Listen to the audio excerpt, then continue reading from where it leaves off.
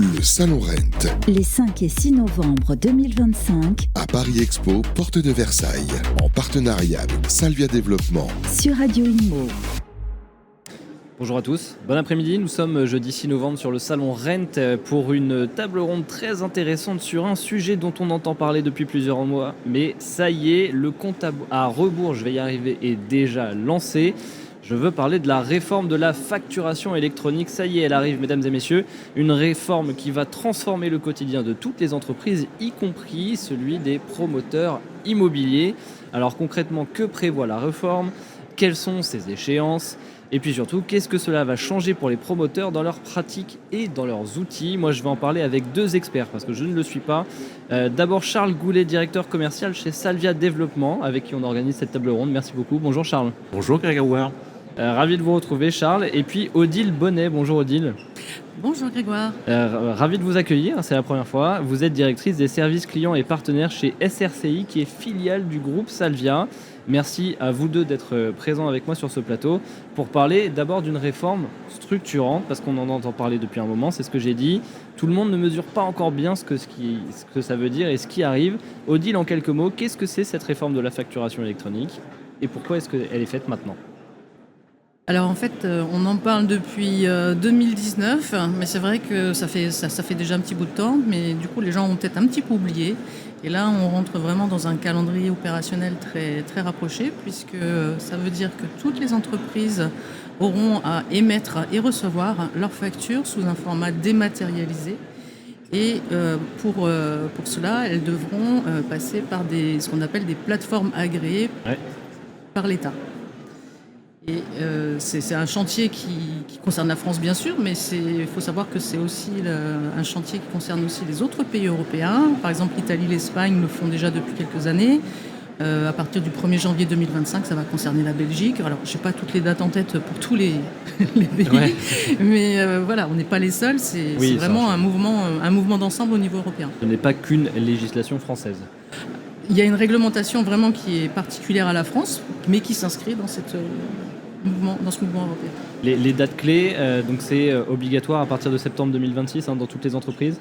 Alors c'est presque ça. En fait, en septembre 2026, le 1er septembre 2026, toutes les entreprises auront l'obligation de recevoir leurs factures au format électronique. Ça va changer beaucoup de choses pour beaucoup d'entreprises. C'est ça. Donc là, on est sur la réception et ensuite on a en fait l'obligation d'émettre au format électronique qui va s'appliquer pour les grandes entreprises à partir du 1er septembre 2026 et pour les PME et les micro-entreprises, là ça sera du coup le 1er septembre 2027. Donc il va y avoir une petite phase en fait de tuilage, d'adaptation pour ces entreprises de taille plus restreinte, mais tout le monde, quelle que soit la taille, devra recevoir ses factures au format électronique au 1er septembre 2026. Donc c'est pour très bientôt, c'est dans moins d'un an. C'est demain. Et j'imagine que notamment côté promoteur, va falloir dès maintenant anticiper la bascule pour s'adapter assez vite.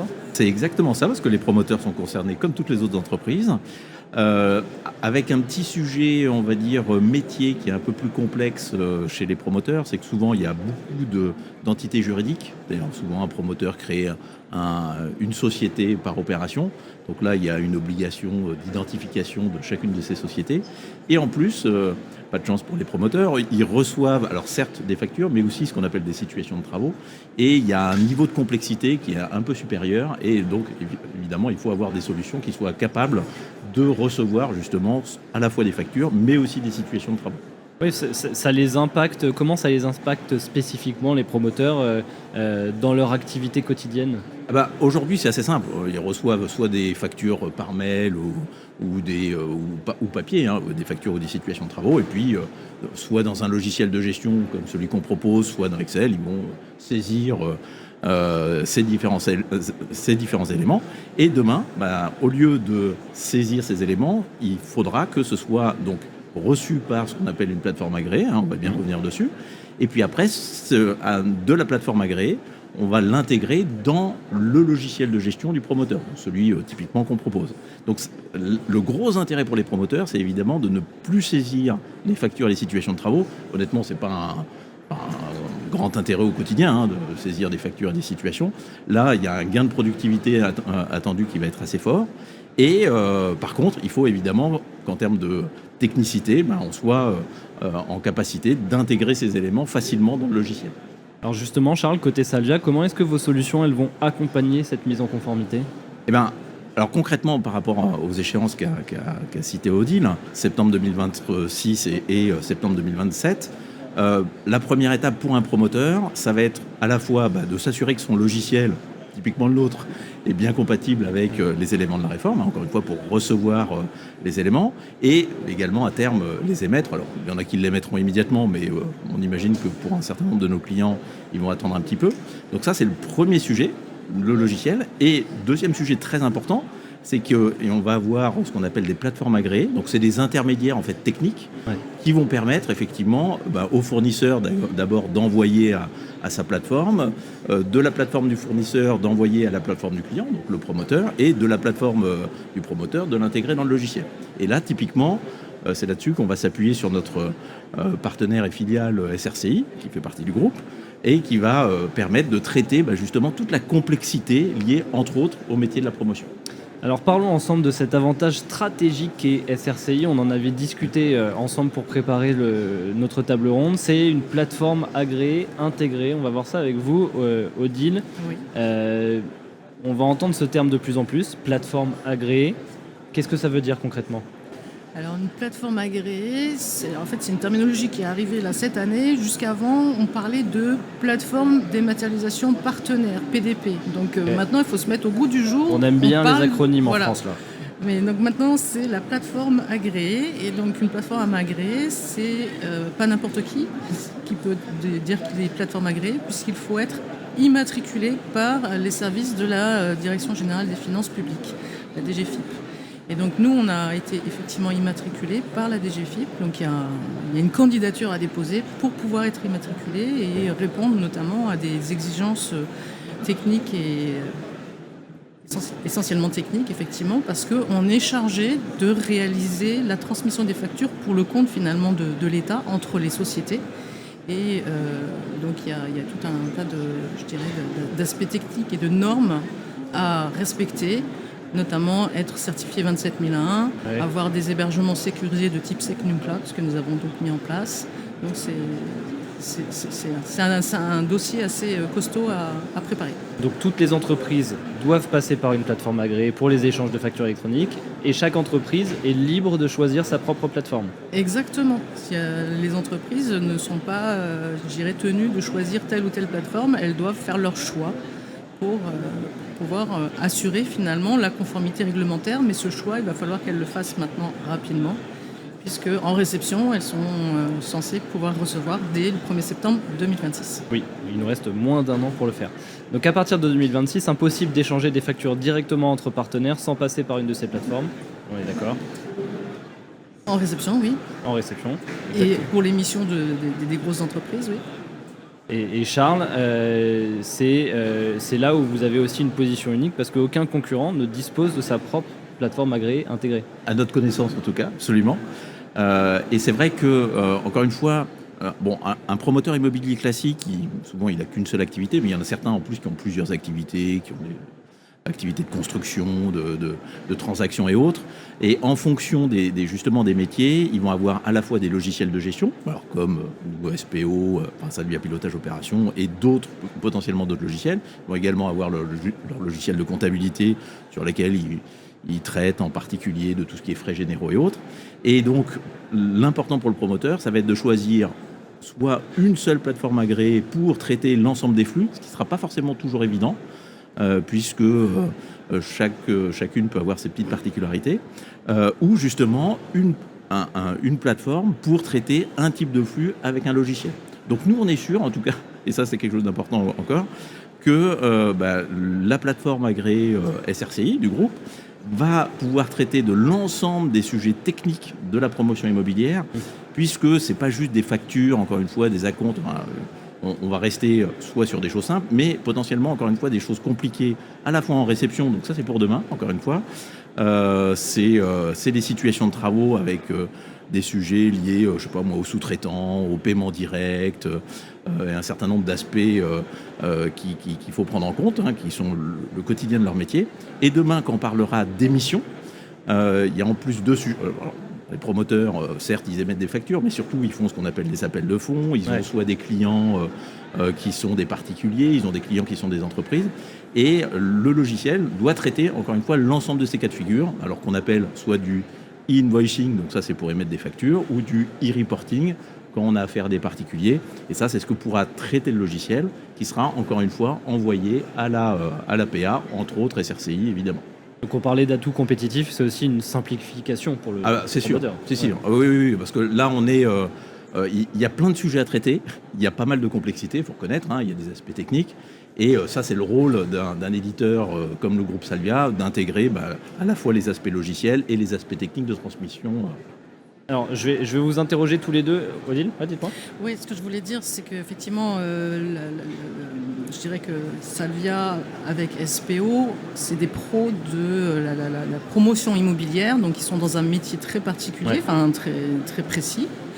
Et nous, en fait, SRCI, on existe dans le microcosme de la facturation électronique, en fait, depuis 40 ans. C'est juste que jusqu'à présent, effectivement, depuis 2024, il y a eu cette obligation de devoir être immatriculé PA. Mais nous, on traite de la facture électronique depuis plus de 40 ans. C'est un vrai savoir-faire. C'est un savoir-faire, donc c'est beaucoup plus... C'est aussi un métier, mais très technique.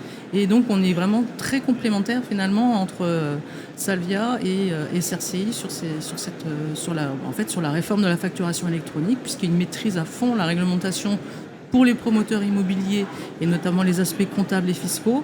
Et nous, on est là effectivement pour pouvoir traiter correctement tous les flux qui devront donc transiter par la plateforme. Et donc si on revient côté utilisateur, concrètement, qu'est-ce que cette réforme elle va impliquer dans le quotidien d'un promoteur? Je vous interroge tous les deux là-dessus. Je vais commencer un petit peu. En fait, au final, c'est assez simple.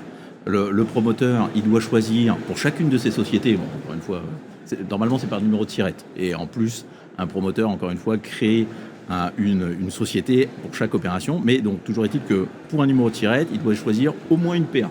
Ça, c'est obligatoire. Okay. Et il y a la notion, effectivement, d'annuaire, de mandat assigné par rapport à ce choix de société. Donc ça, c'est une première étape qui est interne, mais qui va dire, voilà, je choisis, par exemple, la plateforme agréée SRCI. Première étape. Et puis, deuxième étape, une fois que cette plateforme aura été choisie, les promoteurs ils vont continuer à recevoir des factures et des situations de travaux. Pendant une période, effectivement, pour leurs petits fournisseurs, ils vont continuer à les recevoir papier et mail, mais donc ça ne va pas changer grand-chose. Et pour les grosses structures, là, ils vont les recevoir sur leur plateforme. Et donc, concrètement, le logiciel qu'ils vont avoir, enfin SPO en particulier, va aller chercher ces factures et ces situations de travaux et les intégrer. Donc là, au niveau utilisateur, au final, c'est assez simple. Ils vont avoir un réceptacle qui va leur permettre de visualiser leurs factures, éventuellement de les compléter s'il y a des sujets à compléter, et puis après, c'est intégré dans le logiciel, et puis ils vont continuer après à suivre et à gérer leurs opérations. Odile?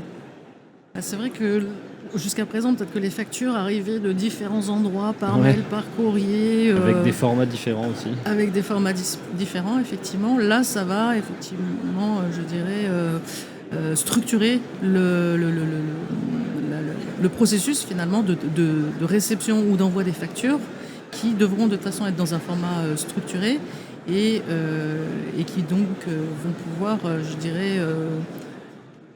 ça va nécessiter sans doute effectivement que les organisations repensent un petit peu leur façon de travailler autour de la facture, puisque ça va changer un petit peu leurs habitudes, mais quelque part ça va leur permettre effectivement d'optimiser le traitement. Ils vont sans doute y gagner aussi un petit peu de temps. C'est un cercle vertueux en fait qu'on met en place, même en termes de traçabilité, de réduction des erreurs, de réduction du temps de paiement, c'est beaucoup mieux. C'est exactement dans ce sens-là qu'effectivement que l'État a pensé cette réforme, effectivement. En espérant qu'on l'ait bien pensé. Et ça doit aussi alimenter la prédéclaration de TVA. Okay. Donc c'est aussi du temps pour les entreprises. Alors c'est un petit peu comme aujourd'hui la façon dont votre déclaration d'impôt. Et le casse-tête. Elle est déjà pré-remplie maintenant avec plein de choses. Au début, je pense que chacun a trouvé que c'était génial. Maintenant, c'est rentré dans les habitudes. Je pense que pour la facture électronique, notamment pour la TVA, ça va être un petit peu le même principe. Est-ce qu'il y a aussi un volet technique, transformation des formats, intégration des workflows, comment vous, SRCI, vous intervenez là-dessus ? Alors en fait, on va être confronté en fait à différentes situations. On va avoir par exemple la situation avec SPO, qui SPO va nous mettre à disposition, enfin va produire finalement des factures au format attendu par l'État, parce qu'il y a trois formats bien précis. Donc pour parler un petit peu acronyme, C2I, Facturix et UBL. Donc SPO va faire ça. Les factures qui sortiront de SPO seront dans un des trois formats du socle. Et puis vous allez avoir des entreprises qui ne savent pas faire cette transformation-là. Et là, dans ce cas-là, nous, SRCI, on est tout à fait à même de travailler sur l'amont avant, effectivement, de transmettre les factures au bon format attendu par l'État. Et question naïve, mais côté coût, est-ce que ce type de service, ça va être lourd pour les entreprises ? Alors... Je t'en prie, Charles, tu voulais dire quelque chose. En fait, alors là, typiquement, il y a deux niveaux de coût. Il y a le coût qui va être, intégré dans le logiciel de gestion, qui va permettre, encore une fois, de soit d'émettre, soit de recevoir. Alors nous, typiquement, on a vraiment l'habitude de traiter les flux avec, historiquement, plein de partenaires, que ce soit des CRM, des outils de reporting, etc. Donc ça, c'est des coûts qui sont honnêtement très maîtrisés et très limités. Voilà, en tout cas, c'est notre manière de faire jusqu'à présent. Donc ça, c'est côté logiciel de gestion. Puis après, il va y avoir un deuxième coût qui est, là, pour le coup, un nouveau service. Alors certes, les promoteurs, les entreprises vont gagner en productivité, mais le service de la plateforme agréée, à la fois pour recevoir et émettre des factures et les envoyer vers d'autres plateformes agréées ou vers la plateforme de l'État, c'est typiquement un nouveau service qui va également inclure un coût. Donc là, pour le coup, je vais laisser Odile sur cette partie-là.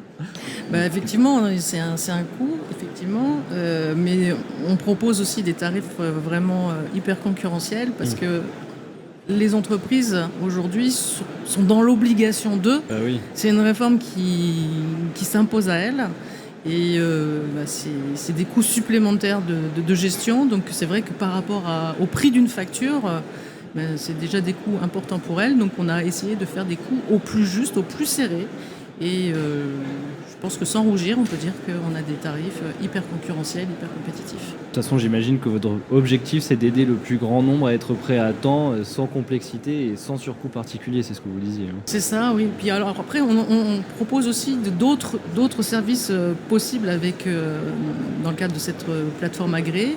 Parce que quand on reçoit une facture, souvent on se dit j'ai besoin de la faire valider à quelqu'un d'autre. Donc là, il y a des outils de workflow, éventuellement de signature électronique qui peuvent être proposés en plus. S'il y a besoin, par exemple, demain vous allez recevoir une facture qui vient peut-être d'un fournisseur étranger. Elle va peut-être arriver dans le meilleur des cas par PayPal. Alors PayPal, c'est un dispositif international qui permet aussi d'échanger les factures. Et donc nous, on va être connecté à PayPal, on est Access Point PayPal. Mais vous pouvez potentiellement les recevoir toujours par mail ou par courrier. Donc dans ce cas-là, vous allez recevoir une facture papier et donc vous pourrez la scanner, l'ossériser pour pouvoir la digitaliser. Donc c'est des services complémentaires qu'on propose dans le cadre de notre PA. Alors avant de se quitter, je voudrais, parce que vous m'avez parlé tous les deux d'anticipation. Cette réforme, il faut absolument l'anticiper pour être prêt dans les temps. C'est quoi les prérequis à mettre en place dans ce laps de temps qu'il nous reste et pour un promoteur surtout qui nous écoute, qu'est-ce qu'on doit faire dès maintenant ? Alors, on va dire que pour un promoteur qui est déjà équipé d'une solution comme SPO, il a presque déjà tout fait, c'est déjà pas mal. Alors nous, effectivement, on doit mettre à disposition les connecteurs. Alors, comme les flux ne sont pas encore en place, évidemment, c'est pas encore actif chez nos clients, mais tous nos clients, eux, on va leur proposer très prochainement d'activer le connecteur qui va bien pour effectivement permettre, encore une fois, à la fois d'émettre et de réceptionner. Donc là, je dirais pour un promoteur, encore une fois, déjà équipé d'une solution, ça va aller assez vite. Ce qui est beaucoup plus délicat, c'est que le marché de la promotion immobilière, il y a beaucoup de petits acteurs qui sont encore équipés d'Excel. Et là, pour le coup, la mise en place de la réforme de la facturation électronique, ça va être beaucoup plus problématique. Et ça va impliquer pour eux vraiment d'abord de mettre en place un logiciel de gestion. Alors, tant qu'à faire, un logiciel Salvia type Salvia pilotage opération. Et ce logiciel, lui, il va leur permettre d'intégrer, parce qu'aujourd'hui, en fait, ils saisissent tout sur Excel, ils émettent leurs appels de fonds sur Word, voilà, tout est fait, en fait, sur de la bureautique. Ça ne pourra plus fonctionner. On peut imaginer qu'il y ait des flux avec la comptabilité, mais il va falloir après, encore une fois, qu'ils ressaisissent des éléments sur Excel. Donc ça, c'est à peu près jouable pour la réception. Mais en revanche, pour l'émission, ce sera juste techniquement pas possible. À partir du moment où il faudra qu'ils fassent soit du e-invoicing, soit du e-reporting, et ça, l'obligation, c'est septembre 2027, honnêtement, on ne peut pas faire sans logiciel. Donc là, ça implique effectivement, si vous avez un logiciel de gestion, tout va bien. Sinon, il faut mettre en place un logiciel de gestion et il faudra choisir une PA. En complément de ce que tu dis, Charles, effectivement, il y a des PA, par exemple, comme celle de SRCI, qui vont permettre de saisir une facture. Il y aura une interface de saisie de facture sur la PA, justement, pour ceux qui n'ont pas de logiciel, qui peuvent envoyer des factures directement. Donc, on va faire en fait tout ce qu'il faut pour que tout le monde puisse y arriver dans le timing imposé par l'État. Eh bien, merci beaucoup Charles Goulet, merci beaucoup Odile Bonnet pour ces éclairages très concrets sur cette réforme que tout le monde attend. Moi, ce que je retiens, c'est que la facturation électronique, c'est aussi une opportunité de modernisation. Je retiens aussi que grâce à la plateforme agréée SRCI intégrée à Salvia, les promoteurs disposent d'une solution fluide, conforme et sécurisée, sans dépendance externe. Et aussi qu'il faut anticiper dès maintenant parce que les prérequis techniques et organisationnels, ça prend du temps. Septembre 2026, vous l'avez dit, c'est demain. Et donc voilà, soyez prêts à temps. Merci beaucoup à tous les deux en tout cas pour nos échanges. Merci à Salvia Développement, notre partenaire de cette émission spéciale. Et merci bien sûr aux auditeurs de Radio Imo. Vous pouvez retrouver nos échanges sur le site internet de Radio Imo, sur l'application et sur les agrégateurs de podcasts. Vous n'avez pas d'excuses pour réécouter ce podcast. Je vous souhaite un bon Salon Rent. Merci beaucoup. Merci Grégory. Le Salon Rent. Les 5 et 6 novembre 2025 à Paris Expo, porte de Versailles, en partenariat avec Salvia Développement. sur Radio Imo.